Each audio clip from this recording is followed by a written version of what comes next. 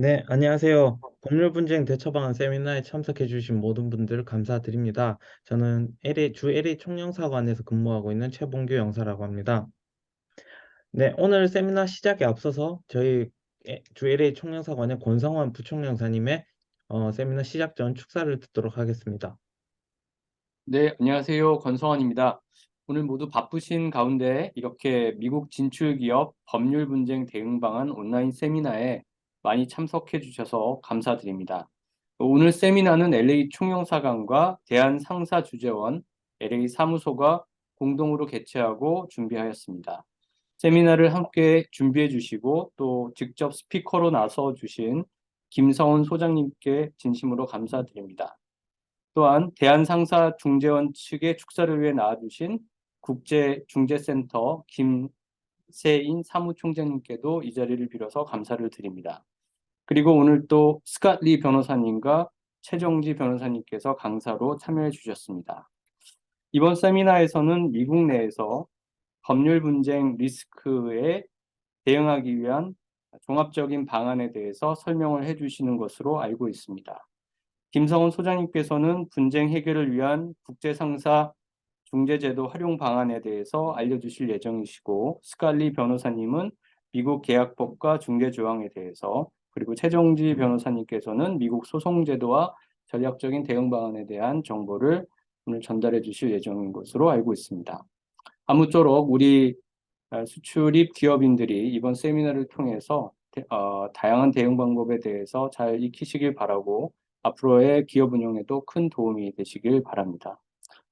그리고 우리 총영사관에서 늘 알찬 내용의 세미나를 준비하시기 위해 노력하고 계신 최봉규 영사님께도 오늘 이 자리를 빌어서 감사하다는 말씀을 드리고 앞으로도 총영사관이 여러분들한테 더 많은 도움이 될 수 있도록 더 다양한 주제로 온라인 세미나를 계속해서 잘 준비해 나갈 예정입니다.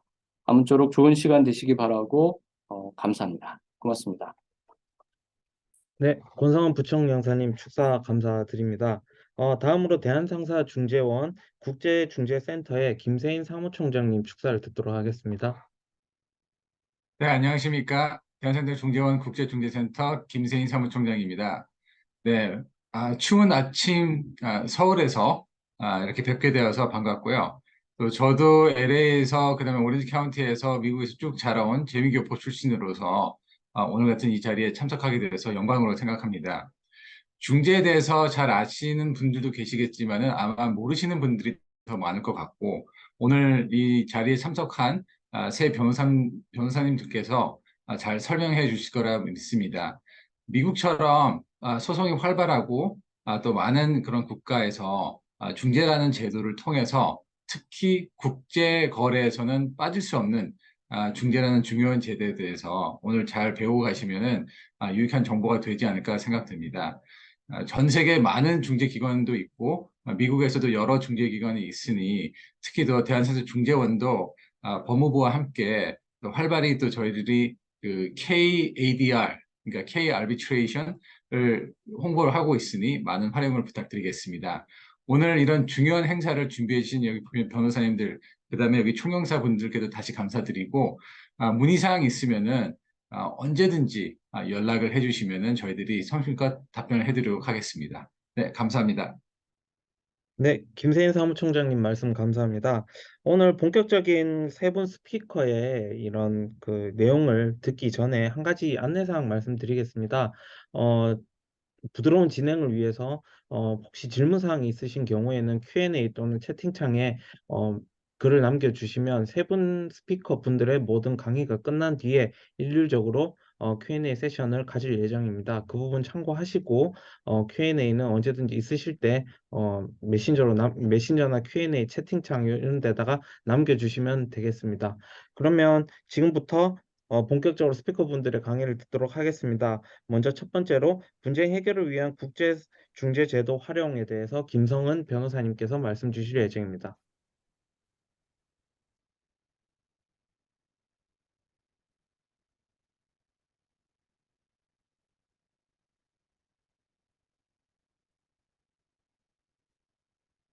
네, 안녕하세요. 대한상사중재원 LA 사무소장 김성은입니다. 바쁘신 와중에 이렇게 자리해 주셔서 감사합니다. 비즈니스를 성공적으로 이끌려면 사업이 잘 되는 것이 일단은 중요할 것입니다. 하지만 사업이 잘못되지 않는 것 또한 중요합니다. 그래서 이번 발표에서는 미국 시장에 진출한 분들이 법률 분쟁에 직면했을 때 효과적으로 대응하실 수 있도록 소송 외에도 이용할 수 있는 국제중재라는 제도를 알아보겠습니다. 법률 분쟁이 발생했을 때 보통 어떻게 대응하시나요? 분쟁 상대방에게 법원에서 보자 라는 얘기를 많이들 하세요. 소송을 하자는 거죠. 분쟁이 발생하면 보통은 소송의 방법을 가장 많이 생각하십니다. 반면 중재는 분쟁을 법원 밖에서 보되 제대로 보는 제도라고 할 수 있습니다. 그래서 저는 대한상사중재원이 뭐 하는 곳이에요? 라는 질문을 받았을 때 법원 밖에 또 다른 법원입니다. 라고 말씀을 드리곤 합니다. LA 다운타운에 있는 디즈니 콘서트홀입니다. 오늘 세미나 참석하신 분들 중에도 여기서 공연 보신 분들 계실 것 같아요. 중재제도 얘기한다더니 뜬금없이 제가 이 사진을 왜 보여드리는 걸까요? 디즈니 콘서트홀의 약관의 일부입니다. 살펴보시면 분쟁이 발생하면 중재로 해결한다는 조항을 찾아보실 수 있습니다. 이렇듯 많은 분들이 중재가 뭔지 모르시지만 이미 중재 합의를 하고 계십니다. 많이 이용하시는 에어비앤비의 약관에도 중재로 분쟁을 해결한다라고 정하고 있고요. 역시 많이들 이용하시는 데이팅 앱 틴더에서도 중재 조항을 두고 있습니다. 이렇듯 분쟁 해결에 있어서 중재가 많이 고려되고 또 실제로 이용이 되고 있습니다. 그렇다면 중재가 뭐고 소송과는 도대체 어떻게 다르길래 유수의 기업들이 이런 선택을 한 걸까요? 중재법을 한번 같이 보시겠습니다. 중재란 당사자 간의 합의에 의해서 분쟁을 법원 소송이 아닌 중재인의 판정에 의해 해결하는 제도입니다. 그리고 이러한 중재 판정은 법원의 확정 판결과 동일한 효력을 가집니다. 중재는 ADR이라고 하는 대체적 분쟁 해결 제도의 하나입니다. ADR에는 보시는 것처럼 협상, 화해, 알선, 조정, 중재 이렇게 여러 가지 제도가 있습니다. 여러 제도 중에서도 중재를 소개드리고자 하는 이유는 소송과 마찬가지로 법적인 구속력이 있어서 분쟁을 종국적으로 해결할 수 있기 때문입니다. 조정, 알선, 협상 같은 경우에는 일방 당사자가 해결 과정에서 어깃장을 놓으면 결국 원점으로 돌아가서 다시 분쟁 해결을 시작해야 되는 안타까운 상황이 생기기도 합니다. 중재에는 이렇게 여러 가지 특징이 있습니다. 중재제도가 가지는 특징을 알면 분쟁이 발생했을 때 무조건 소송으로 갈 것이 아니라 분쟁 종류나 사안에 따라서 전략적으로 대응할 수 있습니다. 특히 국제 분쟁의 경우 소송보다 중재를 선택했을 때 효과적인 면이 있습니다. 따라서 미국에 진출해서 비즈니스를 하시는 분들께서 장점으로 느끼실 만한 점 4가지를 좀 더 살펴보겠습니다. 첫 번째로 중재는 국제적 이용에 편리합니다. 국제 상거래 분쟁 소송의 경우에 상대방이 소재한 법원에 소송을 진행해야 하는 경우가 많습니다. 이때 외국 사법제도가 생소하고 또 서류 송달, 집행 등에 있어서 어려움을 겪을 수 있습니다. 이럴 때 대신 중재를 이용하게 되면 뉴욕 협약에 따라서 외국에서도 중재 판정문을 가지고 손쉽게 집행할 수 있습니다. 그 외에 절차적으로도 합의에 따라서 간편하게 이메일 등으로 서류 송달이 가능하다는 장점도 있습니다. 두 번째, 효율적입니다. 법원은 기본적으로 3심제를 택하고 있기 때문에 만약 1심에서 승소를 하더라도 패소한 상대방이 항소하면 2심을, 때로는 3심까지도 진행해야 최종적인 판결이 나옵니다. 이런 이유로 종종 이겼는데도 이긴 게 아닌 그런 상황이 발생하게 됩니다. 예를 들면 몇 년에 걸쳐서 소송을 했는데 결국 승소 판결을 받았는데도 불구하고 이미 해당 사업은 재기가 불가능한 상태가 되어버리는 경우가 바로 그것입니다. 하지만 중재는 단심제이기 때문에 한 번에 최종적인 결론을 받게 되어서 신속하게 분쟁 해결이 가능합니다. 절차에 수반되는 비용 측면에서도 역시 2심이나 3심을 진행할 필요가 없기 때문에 절감되는 면이 있습니다. 또 중재 언어를 선택 가능하기 때문에 언어 장벽 문제 없이 효율적으로 분쟁에 대응할 수 있습니다. 세 번째, 중재는 비공개로 진행됩니다. 왼쪽 사진은 드라마 이상한 변호사 우영우의 한 장면인데요. 보시면 법정 제일 앞쪽에 판사들이 앉아 있고 바로 뒤에 사건 당사자와 변호사들이 앉아 있습니다. 그리고 그 뒤쪽에도 사람들이 많이 앉아 있습니다. 드라마에서는 이 뒤쪽에 사건 당사자 가족들이나 친구들이 앉아 있곤 해요. 근데 실제로는 어떨까요? 실제로는 남들이 앉아 있습니다. 자기 사건 출석하려고 순서 기다리고 있는 사람들도 많고 사건에 관심 있는 사람들이 방청할 수도 있습니다. 이렇듯 소송은 재판 과정과 결과가 모두 공개됩니다. 그에 반해서 오른쪽 사진은 꽤나 단촐한데요. 중재 심리가 진행되는 모습입니다. 중재 절차는 당사자와 중재인 외의 제3자에게 공개되지 않습니다. 따라서 영업비밀 유출이나 대외 신용도 하락이 우려되는 사건, 또는 언론의 관심이 부담스러운 셀러브리티, 엔터테인먼트 사건 등 민감한 사건에서 중재가 좋은 선택이 될 수 있습니다. 마지막으로 네 번째, 전문가인 중재인을 선정하여 판단을 받을 수 있습니다. 법원에서는 법원이 지정한 법관의 판단을 받습니다. 중재의 경우에는 개별 분쟁 성격에 따라서 사건 당사자가 직접 해당 분야의 전문가를 중재인으로 선정할 수 있습니다. 따라서 업계 경험이 많은 중재인이 최신 거래 실무나 상관습처럼 아직 법에는 반영되지 않은 사항까지도 적극적으로 고려해서 판단을 내릴 수 있게 됩니다. 실제 국제 중재 케이스를 하나 간단히 보도록 하겠습니다. 지금 사실관계가 써 있지는 않은데요. 제가 간단히 말씀드려보자면 신청인은 이 피신청인의 가스 광구 개발 프로젝트 관련해서 하도급 계약을 수행하였는데 피신청인이 계약을 부당하게 해지했다고 주장하면서 이로 인한 공사 기성금 등 150만 불가량을 손해배상 신청한 사건입니다. 결과적으로 일부 기성에 대해서만 인정이 되어서 약 10만 불 인용되는 판정이 나왔습니다. 듣기로는 법원 판결하고 굉장히 비슷한 느낌이 드실 것 같아요. 그럼 다시 한번 슬라이드를 보겠습니다. 보시면 신청인은 한국인이 대표자로 되어 있는 동남아시아 법인이고 피신청인은 국내 건설 회사입니다. 미국에서 비즈니스 하시는 분들도 이거와 비슷하게 미국 법인이지만 대표나 직원은 주로 한국인이고 미국 기업과 거래를 하는 경우가 많을 것으로 생각됩니다. 만약 이 사건을 소송으로 진행했다면 동남아시아의 법원에서 진행했을 거예요. 동남아시아의 법을 알아야 하고요. 그리고 밑에 중재 언어를 한번 보시면 이 사건 중재는 한국어로 진행되었습니다. 소송이었다면 동남아시아 언어를 사용해서 진행을 해야 했을 것을 중재를 통해서 한국어로 분쟁에 대응할 수 있게 된 것입니다. 이렇게 상황에 따라서 소송과 중재를 선택적으로 활용하면 분쟁을 보다 편리하게 해결할 수 있습니다. 이번에는 중재 절차에 대해서 한번 알아보겠습니다. 중재는 다음과 같이 5단계의 절차를 거칩니다. 중재 합의가 가장 먼저 선행이 되어야 합니다. 계약서상에 중재 조항 또는 별도의 중재 합의가 있는 경우에 중재 합의가 있다라고 보고요. 이 경우에 중재 신청이 가능해집니다. 대항사정사 중재원에 중재 신청서를 제출하고 중재 비용을 연합하면 사무국이 중재 절차를 개시합니다. 중재 절차가 개시되면 중재 합의나 신청 금액에 따라서 1명 또는 3명의 중재인을 판정부로 구성하게 됩니다. 이어서 법원 심리와 마찬가지로 중재인이 당사자 주장을 청취하는 심리가 이루어지는데요. 필요한 경우 감정이나 증거 조사가 이루어질 수 있는데 보통은 원스톱으로 처리됩니다. 말씀드린 것처럼 심리는 비공개로 진행이 되고 통상 2번에서 4번 정도 이루어지게 됩니다. 이 모든 절차가 끝나면 중재 판정이 내려집니다. 결국 절차를 개시하기 위해서는 그 전제 조건인 중재 합의가 가장 중요합니다. 기본적으로 분쟁을 중재로 해결하겠다라는 취지의 합의가 필요합니다. 그런데 이런 중재 합의가 유효하려면 몇 가지 형식적인 요건이 충족되어야 하기 때문에 표준 중재 조항을 그대로 사용하는 것이 안전합니다.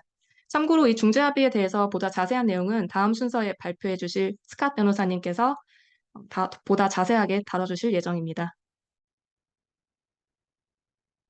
대한상사중재원에서 제시하는 계약상 중재합의 표준 중재 조항입니다.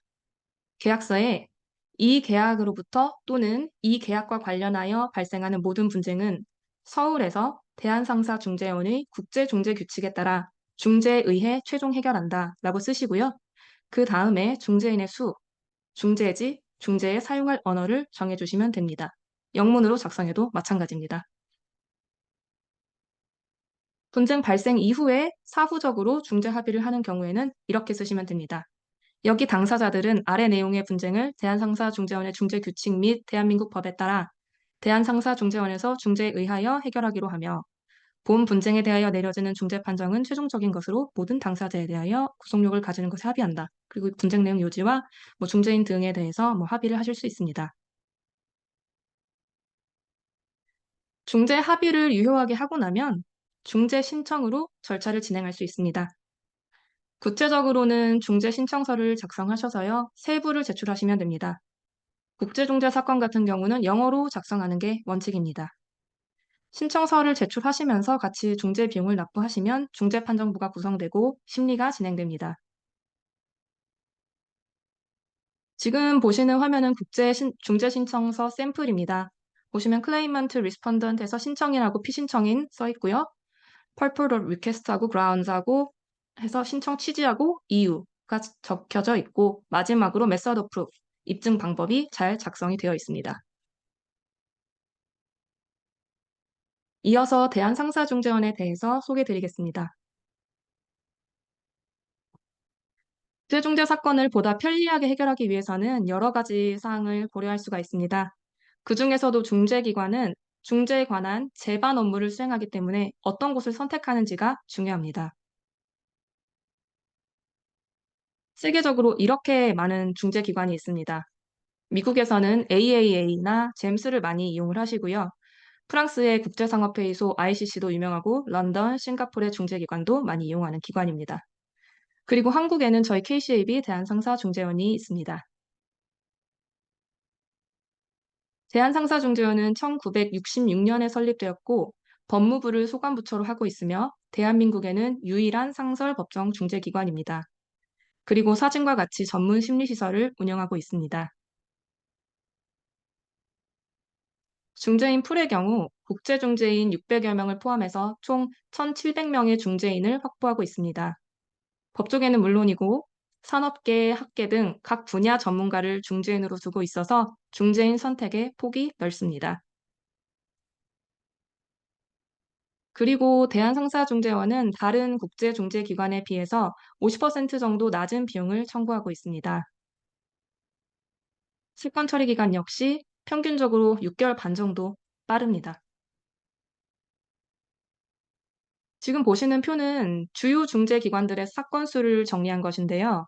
ICC나 런던 국제중재법원 등 명성 있는 기관하고 비교하더라도 밀리지 않는 건수를 소화하면서 경쟁력을 갖추고 있습니다. 자, 그럼 국제중재 관련해서 많이들 물어보시는 질문 2개를 짚어보면서 발표를 마무리해 보겠습니다. 국제중재에 대한 오해 하나. 국제중재 사건은 영어로 절차를 진행해야 한다? 아닙니다. 당사자의 합의에 따라서 어떤 언어로도 진행할 수 있습니다. 당연히 한국어도 가능합니다. 국제중재에 대한 오해 둘. 해외 현장 사업권은 중재지를 외국으로 지정해야 한다? 아닙니다. 당사자 합의에 따라서 서울을 중재지로 정할 수 있습니다. 네, 지금까지 중재제도에 대해서 알아보았습니다. 우리 기업분들께 오늘 발표 내용이 도움이 되었으면 좋겠습니다. 궁금한 점이 있으시면 여기 이메일로 연락 부탁드리겠습니다. 감사합니다. 네, 김성은 변호사님의 강의 잘 들었습니다. 다음 순서로 스캇리 변호사님의 미국 계약법과 중재 조항에 대해서 알아보도록 하겠습니다. 안녕하세요. 스칼리입니다. 반갑습니다. 어, 오늘은 그 중재하고 소송하고 조정에 대해서 말씀을 드릴 텐데, 아까 김 변호사님 말씀드린 바로 이제 차이점이 있습니다. 그래서 그, 그 미국에서는 현재로서는 소송이 제일 많아요. 소송이 제일 많고, 그리고 두 번째 많은 게 조정입니다. 그리고 세 번째가 중재인데, 이게 셋 다 굉장히 다 중요한, 어떻게 보면 저희가 봤을 때는 문제를 해결할 수 있는 방법으로 볼 수 있습니다. 그리고 이 세 가지 옵션이나 이런 걸 결정하기 전에 중요한 건 뭐냐면, 이게 소송이 난 다음에 결정되는 게 아니고 그 훨씬 전, 여러분들이 계약서를 사인하실 때 계약 term이 어떻게 되는가 굉장히 중요합니다.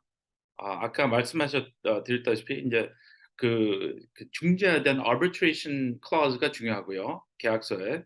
그리고 법에 대해서 어느 나라 법을 쓰는지에 따라서도 중요하고 계약서 맺으실 때 또 가끔가다 이제 attorney fees라고 해 갖고 인제 인제 진 사람이 잃은 사람에 관한 변호사 비용까지 부담할 수 있는 그런 term들이 계약서에 있어야지만 미국에서는 이제 상대방한테 부담을 줄 수 있어요.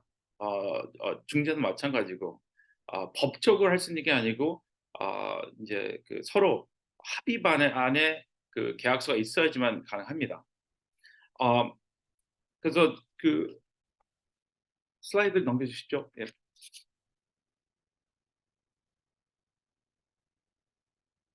예. 어 중재란 소송하고 차이점이 뭐냐면 중재는 아까 말씀드린 이제 그 법정과 소송과 틀리듯이 이 개인적인 private 그 컴퍼니를 통해서 인제 그 법적인 문제를 해결할 수 있는 그런 방법입니다. 그리고 소송에 비해서 굉장히 더 저렴하고요.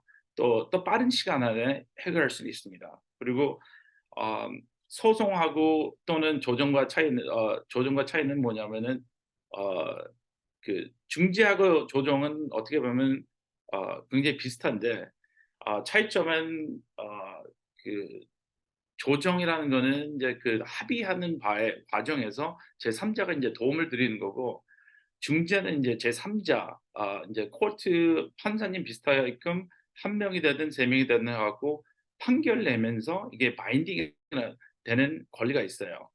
그게 차이점입니다. 어 조정은 전혀 바인딩이 안 됩니다. 하나의 그러니까 합의되는 과정에서 인제 제3 자의 도움을 받는 거지 바인딩은 안 됩니다. 중재하고 소송하고 그 차이점이 있는 거죠. 다음 슬라이드 부탁드립니다.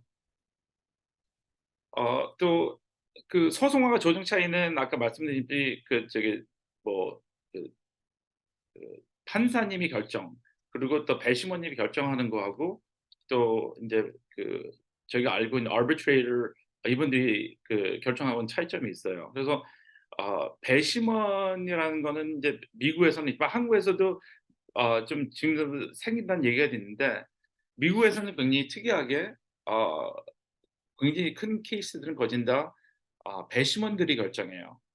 인제 그 판사님이 결정하지 않기 때문에 그게 무슨 얘기냐면은 아무리 케이스가 좋다고 해도 어느 정도 리스크는 있어요. 그러니까 배심원이라는 분들은 인제 전문적인 사람일 지식을 갖고 있는 사람들이 아니고요.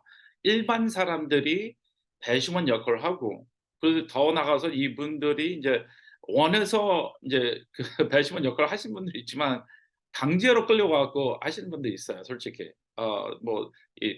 제리 서먼스 같은 거 받으셨는지 모르겠지만 굉장히 좋아하시는 분도 있지만 싫어하는 분이 걸린다입니다. 그래서 그게 무슨 뜻이냐면 인제 이 소송에 앉아 갖고 인제 재판에 앉아 갖고 모든 얘기를 들으면서 이 결정을 내릴 때 가끔가다 이성적으로 내리지 않고 뭐 감정적으로 내릴 수도 있고 저희가 봤을 때 굉장히 리스크가 커요. 그래서 다른 그 기간이나 뭐 이런 거 차이점도 있지만 그 배심원에 관한 리스크가 있기 때문에 저희가 봤을 때는 조정이 굉장히 좋은 방법으로 생각합니다. 랜덤하게 이렇게 이 판결이 날 가능성이 거진 없거든요. 물론 가능성이 있지만 굉장히 드문다고 봅니다. 다음 슬라이드 부탁드립니다. 그래서 여기 아까 말씀드린 그 소송 제일 저렴한 게 뭐 아까 말씀드렸다시피 인제 개인적으로 합의 보시는 게 제일 저렴한 방법이고요. 그리고 조정이 그다음에 인제 그 어 어 두 번째로 저렴합니다. 조정을 할 수 있는 미디어를 통해 갖고 할 수 있지만 특히 여기 그 가주 같은 데는 인제 프리 서비스가 있어요. 무료로 해 드리는 서비스가 있습니다. 3 시간 동안 미디어를 선택하셔 갖고 이분을 통해서 조정을 하되 3 시간 정도는 프리로 하고 그리고 이 3 시간이 넘어가면 이분의 인제 시간당 charge를 하면서 이렇게 합니다. 물론 처음서부터 그 private media로 가는 분도 있지만 그 코트에서는 이거를 recommend 해 드려요. 비용이나 무슨 이슈가 있기 때문에 그래서 이런 서비스를 이용하셔도 좋을 것 같습니다. 그리고 소송은 중재는 이제 그 다음 비용이 더 많은 거고요. 근데 그 소송에 비하면 훨씬 더 저렴합니다. 소송이라는 거는 기간도 오래 걸리고 두 번째는 소송에서 제일 비싼 과정이 디스커버리인데 아까 어, 나중에 좀 얘기를 드릴 텐데 그 디스커버리한 과정이 굉장히 길고 굉장히 비용이 굉장히 많이 들어갑니다. 그래서 그 디스커버리 그 프로세스를 줄이기 때문에 저희가 봤을 때 굉장히 저렴하고 해결할 수 있는 그런 그 옵션을 저희가 보고 있습니다. 다음 슬라이드 부탁드립니다. arbitration fee. 그래서 뭐 아까 말씀드렸다시피 미국에서는 굉장히 잘 알려진 AAA, American Arbitration Association이라고 해갖고 여기서 관리하는 그 이 프로그램, arbitration 프로그램을 많이 선호를 하세요. 다만 fee는 그 이 claim amount에 대해서 나오고 있고 또 counter claim에 나오는 fee가 있기 때문에 어떤 분들은 거기에 따라서 거부감을 느낄 수도 있지만 빅픽처를 봤을 때는 이제 그 소송보다는 더 저렴해요. 다음 슬라이드 부탁드립니다. 그래서 많이 알려진 싱가포르 인터내셔널 아비트레이션 센터라고 한국 분들이나 아시안 계통의 컴퍼니를 좋아하는 싱가포르 아비트레이션입니다. 근데 여기도 마찬가지고 fee 자체가 그 amount 그러니까 얼마나 이 소송에 관해서 이 액수에 따라서 이제 fee가 나옵니다. 예를 들어서 뭐 1%가 될 수 있고 몇 프로가 될 수 있고 중요한 거는 이제 저희도 경험상 이제 클라이언트들이 이제 그 계약서에 따라서 싱가포르 아비트레이션 갔는데 그리고 그때는 이제 베뉴도 하와이였어요.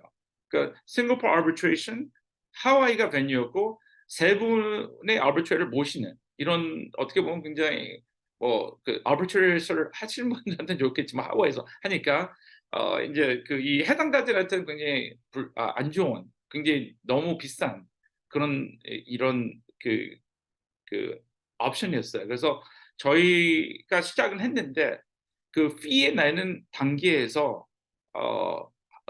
그 조정을 해갖고 합의반 케이스가 생각납니다. 근데 그 fee 자체도 스케줄이 있어요. 그래서 이거 시작하기 전에 클라이언트하고 얘기를 하셔갖고 클라이언트가 서프라이즈 없게끔 하시는 게 좋을 것 같습니다. 다음 슬라이드요. 그래서 아까 말씀드린 이제 그 arbitration 중재라는 거는 계약서상이 있어야 돼요. 그래서 여기 나온 그 예를 들어서 컴퍼니 회사 A하고 B 할 때는 누가 arbitration fee를 내는가에 따라서는 양쪽 두 달 냅니다. 부담을 각자 부담하는 거게 하는 거로 하는데 가주에서는 특히 이제 고용주하고 employee 이 관계에서는 고용주가 그 arbitration fee 내게끔 되어 있습니다. 가주에서는. 그래서 특이한 상황이 있어요. 그러니까 general rule은 각자 부담하되 이 특히 employment 노동법 가주 노동법에 관해서는 고용주가 arbitration fee를 내는 거로 되어 있습니다. 다음 슬라이드예요. 그래서 아까 말씀드렸다시피 이제 그 중재하고 소송의 차이점이 이제 속도 얼마나 빨리 이게 해결할 수 있는지 arbitration 조정은 중재는 주로 한 몇 개월이나 몇 개월 걸리는 케이스가 많고요. 반면에서 소송은 1년에서 1년 반, 2년 가는 케이스도 있어요. 그래서 기간을 봤을 때는 훨씬 더 많은 기간을 보내야 되고 기간이 많다는 거 하는 건 아까 말씀드린 디스커버리가 많이 있고 또 비용이 올라간다는 그런 또 다른 이제 그 이슈가 있습니다. 다음 슬라이드요. 굉장히 중요한 일, arbitration하고 litigation, 중재하고 소송에 관한 또 차이점, privacy가 중요합니다.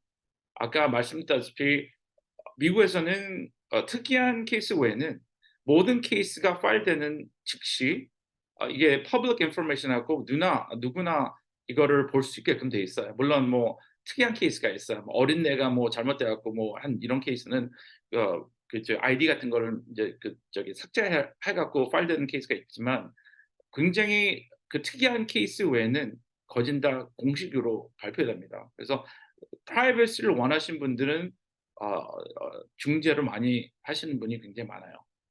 다음 슬라이드요. appeal. 이거를 항소에 관해서 차이점이 있는데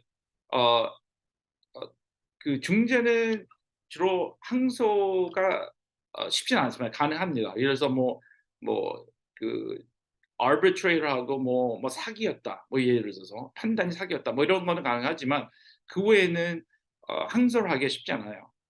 반면에 소송은 항소하는 가능성이 많습니다. 뭐 항소도 무작정 하는 건 아니에요. 항소할 수 있는 이 조건이 있어야지 하는데 다만 그 중재보다는 소송이 항소로 갈 가능성이 더 많다는 얘기입니다. 다음 슬라이드요. 그래서 그 중재하고 소송의 차이점을 또 하나 말씀드리면은 이제 그 소송이 걸리게 되면은 저희가 선택할 권리가 별로 없어요. 물론 우리가 소송을 시작했는데 그 판사님에 대해서 뭐 이슈가 있다. 우리하고의 컨플릭이 있다. 뭐 이슈가 있다가 갖고 바꿀 수는 있어요. 다만 저희가 바꾸는 거에 대해서 저희가 셀렉션을 할 수는 없습니다. 또 랜덤이 된다는 얘기죠. 반면에 중재 같은 데는 주로 이제 그 파리 A 쪽에서 그 arbitrator 한 사람을 더 정하고 또 파리 B에서 한 명을 정하고 또 두 분이 이제 세 번째 arbitrator를 정하는 과정이 많아요. 그래서 어느 정도 컨트롤을 갖고 있다고 볼 수 있으면 될 것 같습니다. 우리 케이스를 판결할 수 있는 또 아까 말씀드렸다시피 그 배심원이라는 그런 좀 X 팩tor이 없기 때문에 배심원이라는 없기 때문에 어느 정도 저희가 우리 케이스를 판결할 수 있는 결정할 수 있는 사람을 컨트롤할 수 있는 거는 훨씬 더 컨트롤이 많다고 볼 수 있습니다. 다음 슬라이드 부탁드립니다. 그래서 how arbitrary selected은 뭐 아까 말씀드렸듯이 그렇게 셀렉션이 있고요. 다음 슬라이드요. 그래서 그 판결이 난 이후에 이제 그 중재 그 판결에 대해서는 법원에서 집행할 수 있게끔 돼 있고요. 아까 말씀드렸다시피 그 뉴욕 컨벤션을 통해서 이제 가능하게끔 돼 있습니다. 그리고 마찬가지로 한국에서 소송에 관한 judgment도 이제 미국에서 enforce 할 수 있게끔 되고 있어요. 그래서 굉장히 비슷합니다. 다만 그 한국에서는 판결을 이제 미국에서 enforce 하려고 하면은 한국에서 항소가 걸리면은 이제 이게 미국에서 enforce 하기 쉽지 않아요. 그래서 그 면에 대해서 arbitration 하면은 더 확실하게 enforce 하게끔 할 수 있게끔 돼 있다고 봅니다. 다음 슬라이드 부탁드립니다.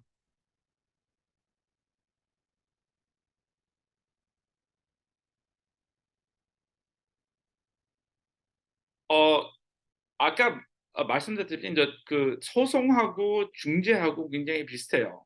비슷한 면도 있지만 이제 틀린 점도 있어요. 그러니까 예를 들어서 계약 위반에 대해서는 이제 중재로 가능하지만 예를 들어서 그게 아니고 예를 들어서 우리가 컴퍼니 A한테 납품을 했는데 굉장히 특이한 프로덕트입니다. 근데 이거를 돈을 안 내고 딴 사람한테 판다. 우리가 꼭 필요하다.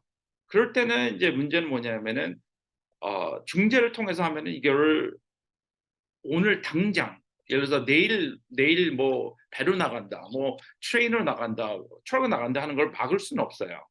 중재는 소송에 비해서 기간은 짧지만 중재를 관리하는 분들이 이거 TR, Injunctive Relief나 Temporary Restraining Order라고 지금 막 코트에 들어가고 지금 당장 뭘 할 수 있게끔 할 수 있는 권리는 없어요. 그래서 그런 그 이슈가 있다고 하면은 arbitration clause가 있다고 해도 코트로 들어가는 방안을 생각해 둘 필요가 있고요. 심지어 말씀드렸지만 그 arbitration clause가 있다고 해서 소송을 안 거는 것도 아니에요. 가끔가다 그것도 하나의 작전을 해갖고 상대방이 arbitration 그 중재 클라우즈를 enforce 할 수 있게, motion fighter 있게 유도하는 것도 하나의 아이디어입니다. 그래서 arbitration clause가 있다고 해서 모든 걸 포기할 필요는 없을 것 같습니다. 다음 슬라이드요. 예, 다음 슬라이드. 예. 그래서 그 현재 지금 저희가 봤을 땐 트렌드는 모든 게 virtual이 되고요. 뭐 미디에이션을 통해서 뭐 중재도 그렇고 하물며 그 트라이얼에 관한 히어링 같은 거 콜트에 가서 되는 히어링 자체도 virtual 히어링을 많이 하고 있습니다. 그리고 저희가 봤을 때는 그 arbitrator 하신 분도 다양하고 새로운 분들 또 여자분들 많이 하는 것 같고요. 그리고 특히 artificial AI하고 데이터 애널리시스가 굉장히 빠른 속도로 이제 그 이 에리어에 가입하고 있습니다. 다음 슬라이드 부탁드립니다. 그래서 또 다른 트렌드는 이거는 이제 그 transparency, 그 명확한 규칙과 빠른 프로젝트 추진. 그리고 현재 봤을 때는 그 뭐 디지털 에코노미하고 IP 쪽이 intellectual property 쪽이 굉장히 많은 포커스를 받고 있습니다. 다음 슬라이드 부탁드립니다. 이거는 현재 디벨롭던 케이스인데 간단히 말씀드리면은 ZF Automobile US versus Luxshare 케이스는 그 US 그 서프림 코트에서 그 디스커버리에 관한 restriction을 못하게끔 만들었던 그런 판단입니다. 그래서 코트가 디스커버리 스코프를 리미테이션 주는 그런 케이스입니다. ZF Automobile versus Luxshare. 그리고 Morgan versus Sundance는 그 arbitration waiver에 대해서라는데 주로 이제 예전에 이제 뭐 상대방한테 불이익이 있어야지만 된다는 waiver이 있다는 그런 규칙이 있었는데 이 케이스를 통해서 상대방에 대한 prejudice나 뭐 이런 거에 필요 없이 waiver 할 수 있다는 판결입니다. 다음 슬라이드 부탁드립니다. 현재 트렌드 또 이제 domestic arbitration에 대해서 온라인으로 된다는 건 물론 아까 말씀드렸고요. 그리고 그 employment에서 꽤 많이 있어요. employ 특히 가주에 대해서는 employment 그 중재 arbitration은 굉장히 중요한 게 집단 소송을 막을 수 있는 하나의 옵션입니다. arbitration 고용주가 employee한테 할 수 있는 그리고 arbitration clause를 통해 갖고 집단 소송을 막을 수 있는 하나의 유일한 방법이기 때문에 굉장히 많이 써져 있고 굉장히 중요시 생각합니다. 그리고 또 중요한 거는 confidentiality, 비밀 정보, 비밀 위에서 privacy를 선호하는 그런 포인트가 되겠습니다. 다음 슬라이드요. 그래서 또 뭐 트렌드 똑같겠지만 이 fast resolution, quick resolution 빨리 해결된다. 그리고 뭐 아까도 말씀드린 remote participation, Zoom이나 온라인으로 하기 때문에 많은 분들이 먼 곳에서도 이제 할 수 있게끔 참여할 수 있게끔 합니다. 다음 슬라이드 부탁드립니다. 그래서 이거는 하나의 뭐 인더스트리 스탠드인데 보시면은 현재 그 중재로 많이 들어온 에리어가 라이프 사이언스하고 파이낸셜 서비스하고 그리고 커머셜 인슈런스 이쪽입니다. 다음 슬라이드 부탁드립니다. 예, 다음 슬라이드요. 그래서 아까 처음에 말씀드렸다시피 내가 중재를 하고 싶다, 조정을 하고 싶다, 소송을 하고 싶다는 소송장을 받은 이후에 하는 게 아니고 그 전에 계약서를 맺을 때 그때 생각을 해두셔야 될 것 같습니다. 그래서 아까 말씀드렸듯이 arbitration process rule 규칙을 알아야 되고요. agreement 그 arbitration agreement에 포함될 할 그 terms에 관한, 그리고 그 appeal을 항소를 할 수 있게끔 할 수 있는지, 그리고 arbitrator를 어떻게 결정하는지, 한 사람인지 세 사람인지, 그리고 아까 말씀드린 그 location 언제 어디서 이걸 할 수 있는지, 그리고 무슨 언어를 쓸 수 있는지, 그리고 그 arbitration decision이라고 하고 중재하는 분들도 많은 큰 그 authority가 가질 수 있고 굉장히 내려한 authority가 갈 수 있어요. 그래서 그것도 이제 이게 모든 게 합의를 통해서 한다는 게 키포인트입니다. 타임 슬라이드요. 그래서 아까 말씀드렸지만 가주에서는 이제 특이한 그 arbitration 이슈가 많이 생기기 때문에 그 가주법에 대한 또 노동법에 대한 특이한 방안들이 있습니다. 이거는 좀 보시고 한번 생각해 두시는 게 좋을 것 같습니다. 다음 슬라이드요. 예, 다음 슬라이드.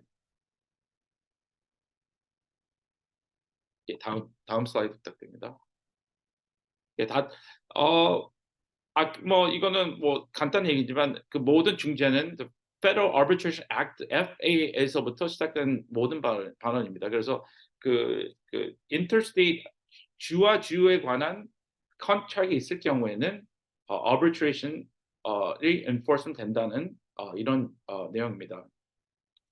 오케이. 이상으로서 저는 프레젠테이션 마칠 수 있을 것 같습니다. 감사합니다. 네, 스칸리 변호사님 강의 잘 들었습니다. 지금 그 웨비나 채팅에 발표 자료 추후 공유되는 부분 말씀 주셨는데요. 발표 자료와 발표 그 레코딩한 거는 추후 주 로스앤젤레스 총영사관 홈페이지를 통해서 공개할 예정임을 말씀드립니다.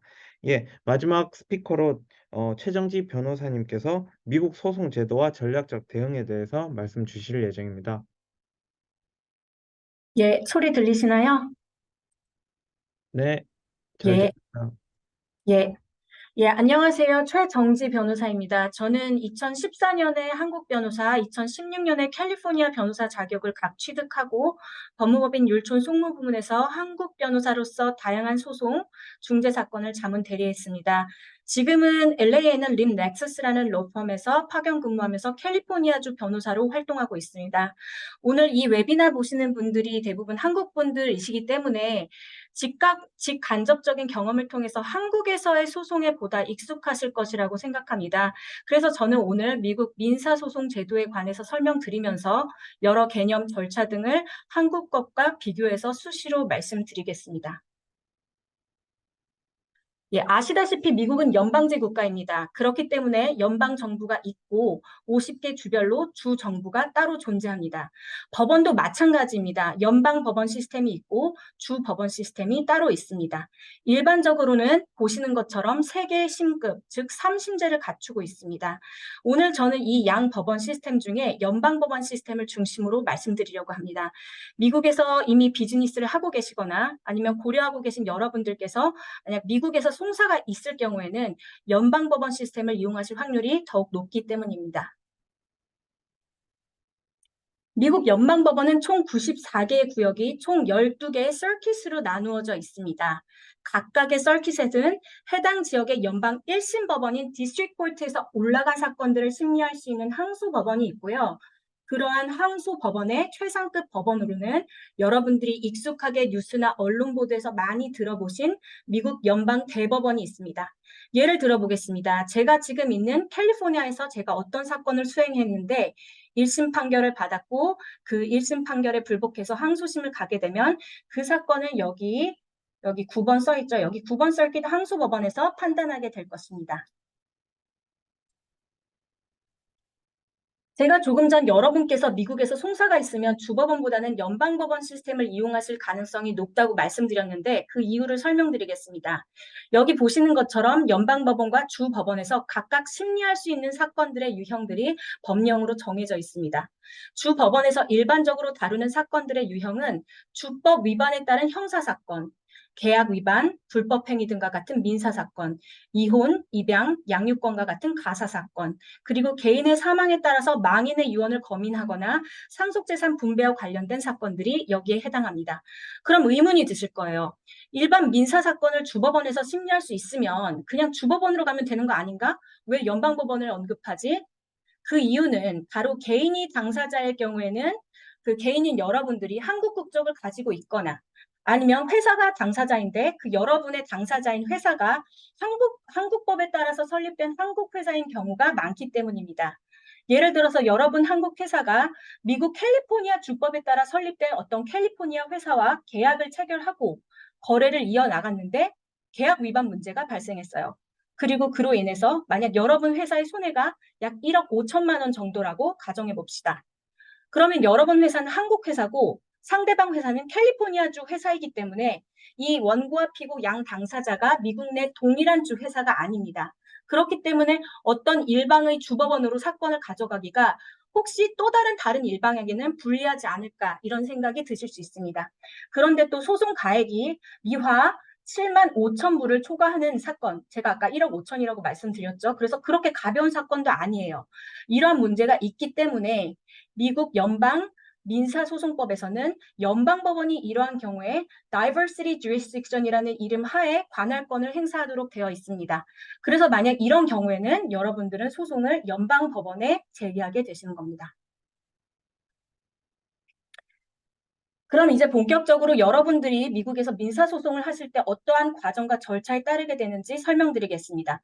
일단 분쟁이 있으면 변호사를 만나 상담을 하겠죠. 근데 아까 스캇 변호사님 말씀하신 것처럼 사실은 계약서 작성 단계부터 변호사를 만나서 상담을 하셔서 처음부터 여러분께 최대한 유리한 계약서를 작성하시는 것이 필요합니다.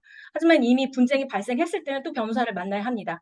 변호사가 사실관계를 파악하고 증거나 기록을 살펴보고 관련 법리를 적용해서 이 사건을 소송을 통해서 해결할 수 있는지 중재 조항이 없는 경우겠죠. 예, 그러면 그렇게 판단을 할 것이고요. 어느 정도 승소할 가능성이 있다고 하면 소장을 접수를 할 겁니다. 그러면 법원에서 서먼스라고 하는 그 소환장을 주는데 이 소환장은 상대방에게 당신이 피소를 당했으니까 대응을 하십시오라고 알려주는 서면이라 보시면 됩니다. 미국에서 특이한 것은 당사자, 보통 당사자의 변호사죠. 이러한 서면의 송달을 직접 담당한다는 것입니다. 한국에서는 아시다시피 법원에 소장을 접수하면 법원이 그 이외에 모든 서면의 송달을 알아서 전담해서 처리해 주는데 이 부분은 한국과 미국에 큰 차이가 있습니다. 예, 적법하게 소장 등을 송달을 받으면 피고는 정해진 기한 안에 대응을 해야 합니다. 피고가 아무 대응을 하지 않으면 원고는 default judgment라는 것을 통해 승소할 수가 있습니다.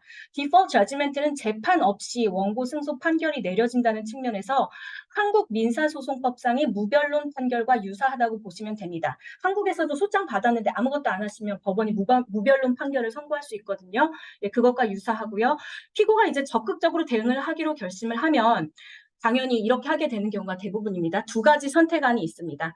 하나는 원고 소장에 대해서 실질적인 답변서를 제출하는 것이고 answer라고 합니다. 우리가 알고 있는 그 답변, 그 용어랑 동일한 용어를 사용하고요. 다른 하나는 motion to dismiss라는 절차를 고려해 볼 수 있습니다. 답변서에는 원고 소장에 기재된 사실관계나 청구에 대해서 인정하거나 아니면 아니라고 부인하거나 아니면 또 다른 내가 디펜스가 있으면 항변하는 내용이 들어갈 것이고요. 원고의 청구를 기각시킬 수 있는 또 다른 적극적인 방어 수단이 있다면 그러한 주장을 펼칠 수도 있습니다. 그리고 경우에 따라서는 원고에 대해서 반소를 제기할 수도 있겠죠. 네가 나보고 계약 위반했다고 하는데 아니야, 너가 위반했잖아 라고 해서 반소를 제기할 수 있습니다. 이를테면 그리고 제가 아까 말씀드렸는데 answer를 하거나 아니면 motion to dismiss를 할 수도 있는데 motion to dismiss는 우리말로는 기각 신청 정도로 번역이 가능할 것 같습니다. 이것은 한국법에 없는 절차라서 제가 좀 더 설명드리도록 하겠습니다. 예, motion to dismiss는 원고가 소장에 기재한 사실관계, 주장이 사실이라고 하더라도 법리적으로, 법적으로 너의 주장이 부당하다, 청구가 부당하다라고 다투면서 법원에 기각을 구하는 절차입니다. 예를 들어서 어떤 법원에 소를 제기했는데 이 법원에 이 사건을 판단할 관할권 자체가 없다거나 아니면 어떤 청구를 하기 위해서는 일정한 요건들, 예를 들면 돈을 빌려줬는데 못 받았다라고 하면 돈을 빌려줬다. 뭐 돈을 뭐 얼마를 송금했다. 그런데 못 받았다. 언제까지 기한이었다. 이런 중요한 요건들을 소장에 적시를 해야 하는데 그런 내용이 전혀 없다든지 아니면 어떤 청구를 했는데 소멸시효라는 거 들어보셨을 거예요. 뭐 우리가 형사에서도 공소시효를 얘기하는데 민사상으로는 소멸시효라는 게 존재합니다. 어떠한 청구가 소멸시효 자체가 완성됐기 때문에 이 청구가 그 자체로 부당하다든지 아니면 내가 아니라 다른 상대방을 지정했어야 된다든지 여러 가지 법리적인 이유가 있을 수 있고 너의 소장 내용이 모두 사실이라고 하더라도 부당하고 이것은 법리적으로 성립할 수 없기 때문에 이것은 기각해야 된다. 라는 그런 모션을 하실 수가 있습니다. 이런 모션 투 디스미스를 제출하면 법원에서는 세 가지 방향으로 나아갈 수 있는데요. 첫 번째로 이 모션 투 디스미스가 부당하다고 판단해서 이것을 기각할 수 있습니다. 그러면 원래는 답변서를 제출했어야 했는데 모션 투 디스미스를 먼저 한 거잖아요. 그럼 피고로서는 이제는 답변서를 제출을 해야 됩니다. 그런데 법원이 봤을 때 한편으로는 이 모션 투 디스미스가 정말 너무 말이 돼요. 즉 원고의 소장이 잘못됐어요. 그리고 원고의 소장은 이게 대충 어떻게 수정해서 해결된 문제가 아니에요. 수정할 수가 없어요. 너무너무 잘못됐기 때문에 그럼 모션 투 디스미스를 인용하면서 이 사건 자체를 종결시킬 수가 있습니다. 즉 원고 패소죠. 그렇게 되면 원고는 항소로서 다툴 수가 있습니다. 종종 있는 일인데 마지막으로 전체적으로 또는 부분적으로 모션 투 디스미스를 인용하면서 소장이 법리적으로는 잘못됐다. 하지만 원고에게 고칠 기회를 줄게. 라고 해서 with 여기 leave라고 표현된데 with leave to amend라고 해서 이제 소장을 고칠 기회를 주면서 원고에게 한 번 더 소장을 수정해서 제출하라라고 명령을 내릴 수도 있습니다. 예, 그에 따라 원고가 만약 소정을 했다고 치면 그 다음에 피고는 이제 또다시 모션 투 디스미스 하거나 두 번 하는 경우는 사실 뭐 흔치 않은 것 같습니다. 실질적인 답변서를 제출하게 됩니다. 그래서 만약 모션 투 디스미스를 진행하기를 선택하면 제가 방금 말씀드린 그 절차가 반복될 것이고 실질적인 답변서를 제출하게 되면 법관의 주재 하에 이제 양 당사자가 만나서 협의를 하고 그다음 디스커버리 절차 이와 같은 정식 재판, 트라이얼 전 절차를 계속 진행하게 됩니다. 예, 이제 디스커버리에 대해서 말씀드리겠습니다. 디스커버리는 많이 들어보셨을 거예요. 우리 한국 소송에는 아주 제한적으로만 인정되는 절차입니다. 그리고 우리말로는 증거 개시 제도라고 번역하기도 합니다. 디스커버리는 서로 사건과 관련된 여러 증거를 양 당사자가 법원에 제출하고 공유해서 재판을 거치지 않고도 사건이 해결될 수 있도록 하려는 목적에서 비롯됐습니다. 서로 강점과 약점을 공유하고 그렇기 때문에 어느 정도 포기할 것은 포기하고 합의에 이르도록 좀 그러한 분위기를 도모하기 위해서 마련됐다고 생각하시면 될 것 같은데 이 디스커버리는 여러 절차가 있습니다. 일단 데포지션이라는 신문 절차가 있고요. 우리말로는 진술 녹취 제도라고도 합니다. 그리고 당사자에 대한 질문서를 보낼 수도 있고 자백을 요구할 수도 있고 문서 제출 요청을 할 수도 있고 필요에 따라 신체 감정, 정신 감정 등을 할 수도 있습니다. 이런 디스커버리 마치는 데는 이게 사실 그 미국 소송이 오래 걸린 데 가장 주요한 원인으로 꼽히는 제도인데 디스커버리 자체만 짧게는 수개월, 길게는 경우에 따라서 수년이 소요되는 경우도 있습니다. 예, 그래서 이외에 뭐 당사자에 대한 질문서, 자백 요구 같은 경우에는 한국에서 구성면 신청이라는 절차가 있어서 유사한 제도가 있습니다. 문서 제출 요청도 한국에서 문서 제출 명령 신청이라는 제도가 있어서 유사한 제도가 있습니다. 신체 감정이나 정신 감정도 유사한 제도가 있습니다. 하지만 데포지션은 한국에 그러한 절차가 전혀 없기 때문에 이 부분을 제가 집중적으로 설명드리겠습니다. 예, 데포지션은 양 당사자가 서로를 신문할 수도 있고요. 아니면 또 다른 제3의 중요 증인들을 신문하는 절차입니다. 보통 양측이 날짜, 시간, 장소를 합의해서 직접 대면해서 진행합니다. 장소는 보통 당사자가 고용한 로펌 회의실에서 이루어지는 경우도 많고요. 특히 코로나 이후에는 서로 거리가 멀고 아니면 그 화상으로 해도 충분히 효율적이라는 그런 인식들이 많이 퍼져서 화상 통화로 이루어지기도 합니다. 여기 사진에서 보시는 것처럼 예, 지금 양측 변호사가 있고 디포넌트 그 증인이 있고요. 여기 코트 리포터가 있어서 이 법원의 속기사가 모든 내용을 기록합니다. 경우에 따라서는 별도로 비디오나 오디오 추가 기록을 남기기도 합니다. 이 데포지션에는 여러 장단이 있습니다. 장점으로는 일단 지금 이제 소송 초기예요. 그런데 증인들을 막 불러다가 여러 질문을 할 수 있고 여러 연쇄 질문을 할 수 있기 때문에 좀 더 실체적인 진실을 파악하는 데 도움이 될 수 있다. 이게 좋은 장점으로 항상 꼽히고 있습니다. 그리고 그리고 실제로 불러서 이렇게 신문을 하기 때문에 단순한 진술 내용 이외에도 서로 상대방이 그 증인의 태도나 표정, 그리고 어떤 특정한 이슈에 대해서 어떻게 반응하는지 그런 미묘한 움직임까지 포착할 수 있기 때문에 소송에서 사건의 실체를 파악하는 데 중요하게 작용한다고 얘기를 많이 합니다. 미국 연방부 소송에서는 그런데 각 당사자당, 즉 원고, 피고 뭐 이런 각 당사자당 총 10번의 데포지션이 허용되고 한 번 하루당 7시간 동안 진행을 할 수가 있습니다. 그런데 이런 데포지션을 계속 준비하는 이 과정에서 굉장히 비용도 많이 들고 시간도 많이 들기 때문에 그러한 단점이 있고요. 하지만 이러한 단점에도 불구하고 실체적 진실을 파악하는 데 도움이 된다는 측면에서 한국에서도 데포지션을 이제 도입하려는 움직임이 많이 나타나고 있습니다. 예, 그리고 이렇게 증거 개시 절차를 모두 마무리하고 법정 변론까지 하는 트라이얼까지 그러면 꼭 가서 거기까지 가서 판단을 받아야 하나? 꼭 그렇지는 않습니다. Summary Judgment라는 것이 있고요. 이것을 또 어떤 양 당사자 중 한 측이 신청을 해서 중간에 Summary Judgment를 받으려고 시도할 수도 있습니다.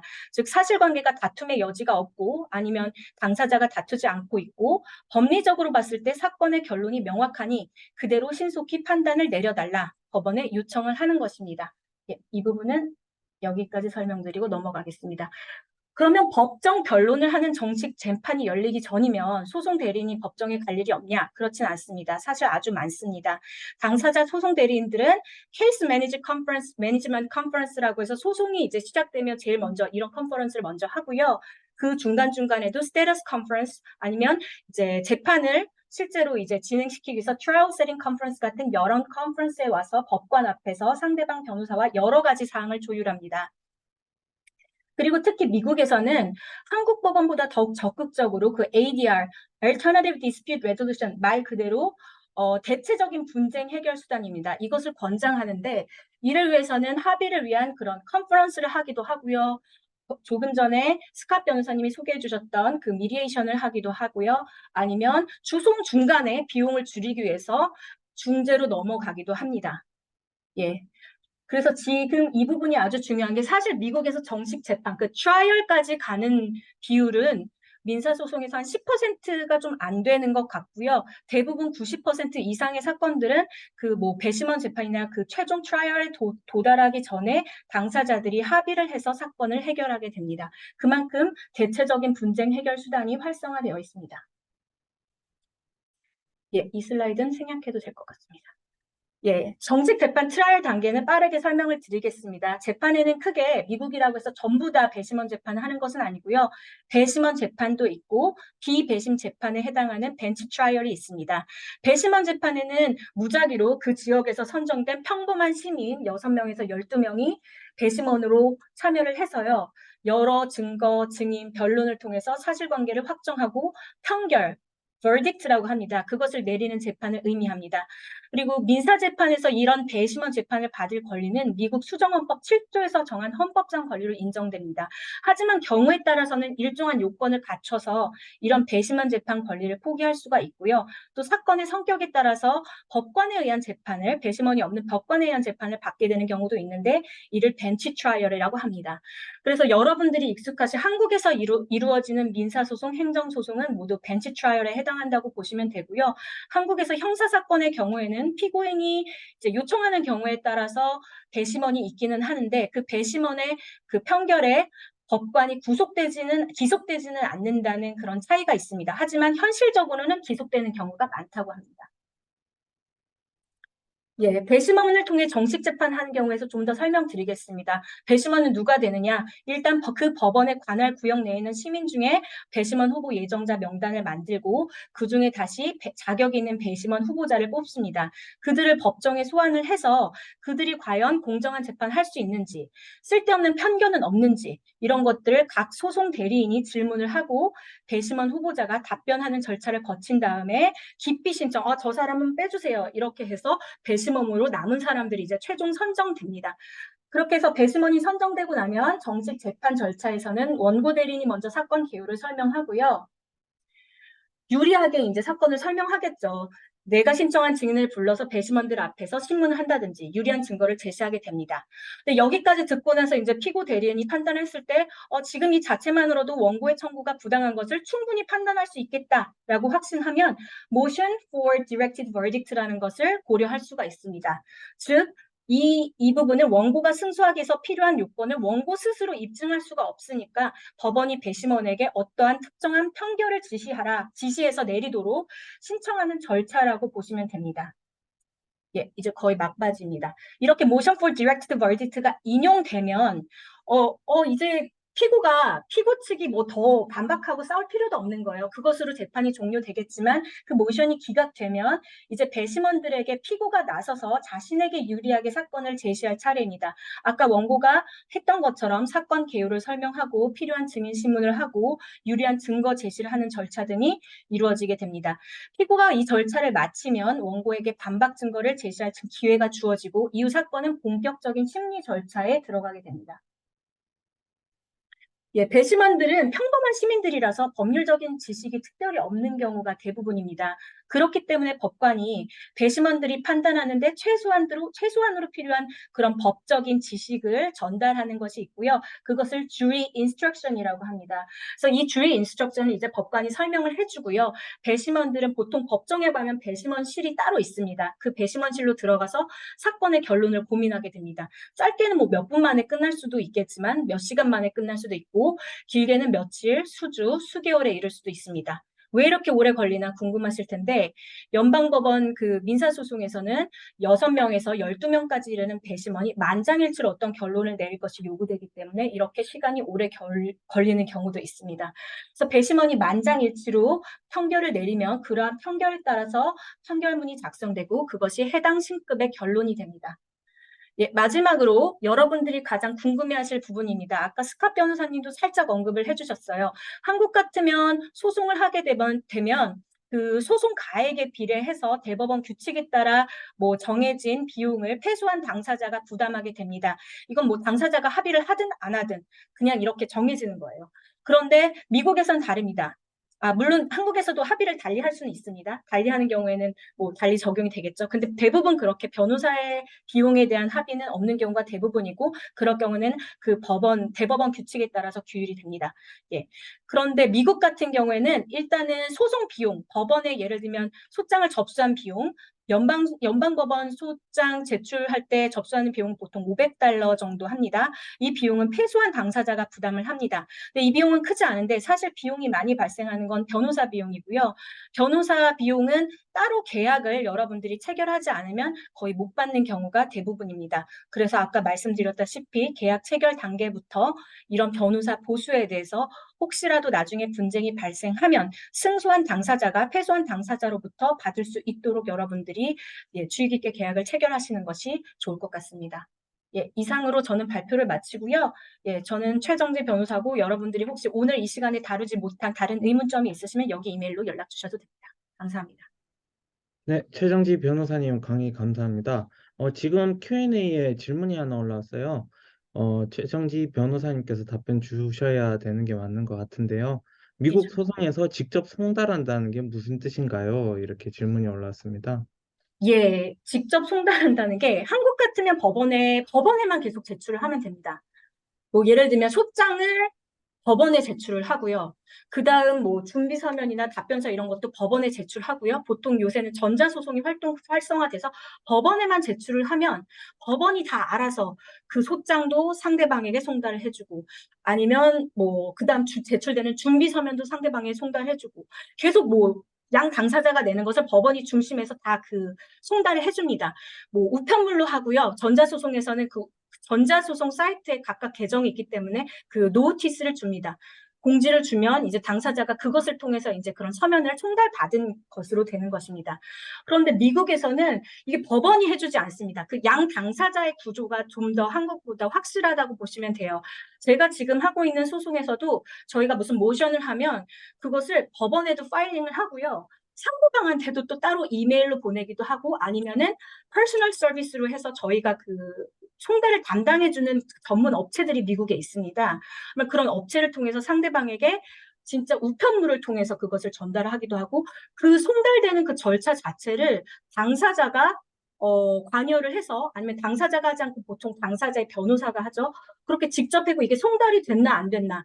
왜냐면 저희가 어떤 모션을 기한 내에 해야 하는데 그게 송달이 제때 안 되면 그 모션에 대해서 이제 법원에서 판단을 이제 안 해도 할 말이 없는 거거든요. 그래서 그런 기한에 맞춰서 변호사가 직접 상대방에게 이게 이메일로 전달이 되든 아니면 퍼스널 서비스를 통해서 우편물로 전달이 되든 그걸 직접 담당해서 해야 한다는 아주 큰 차이가 있습니다. 그래서 제가 봤을 때는 미국에서 변호사가 해야 하는 여러 가지 뭐 크고 작은 일들이 더 많은 것 같습니다. 그래서 또 비용도 더 비싼 것 같고요. 예. 네, 최영지 변호사님 답변 감사합니다. 어, 뭐 지금 시간 그 세 분 스피커분들 발표도 다 끝났고 Q&A 또는 하나 더 올라왔네요. 계약 시 중재 조항 기재할 때 중재 결정에 대해 불복할 수 있는 옵션을 두는 게 유리한지 아니면 중재 결정 한 번으로 끝나는 게 유리한지요? 이렇게 질문이 올랐습니다. 스캇 변호사님 또는 김성훈 변호사님 두 분 중 한 분이 답변을 주시기 바랍니다.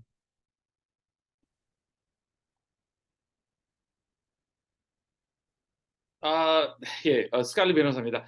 이거는 뭐 답변하기가 좀 그런 게 이제 그 개인 취향에 대해서 어떤 분들은 반복하는 걸 원하시고 어떤 분은 한 번에 끝나는 걸 원하시는 게 분이 많은데 이제 그것도 이제 중요한 거는 상대방이 어떤 위치에 있고 어떻게 경쟁력이나 이런 걸 좀 볼 수가 있어요. 오늘 얘기를 못한 게 있지만 오늘까지는 판결문까지 하는데 어떻게 봐서 그게 이제 first step이라고 볼 수 있고 또 컬렉션에 대해서 다른 이슈가 또 있습니다. 저지먼트를 받아도 이제 이 저지먼트를 갖고 컬렉션하는 과정이 꽤 복잡해요, 미국에서는. 그래서 이거는 봤을 때 뭐 한 A가 B보다 낫다는 것보다도 이제 케이스 바이 케이스로 고객이 원하는 바 앞으로 이 사람들의 문제가 생길수록 얼마나 이거를 빨리 해결할 수 있는지 그리고 과연 이게 오래 갈수록 과연 상대방이 저지먼트를 받아도 이걸 컬렉트할 수 있는지를 알아보는 과정에서 그 모든 걸 통해서 결정할 일이라고 생각합니다. 네, 스캇 변호사님 답변 감사합니다. 이제 더 Q&A 질문도 없고 그 스피커분들의 강의도 다 마친 상황입니다. 늦은 시간까지 이 오늘 웨비나 법률 분쟁 대처 방안 세미나 같이 참석해 주신 모든 어, 그, 들으신 분들 모두 다 감사드리고요. 특히 오늘 스피커로 고생해 주신 세 분 변호사님께 감사드립니다. 네, 오늘 세미나 이것으로 마치도록 하겠습니다. 감사합니다.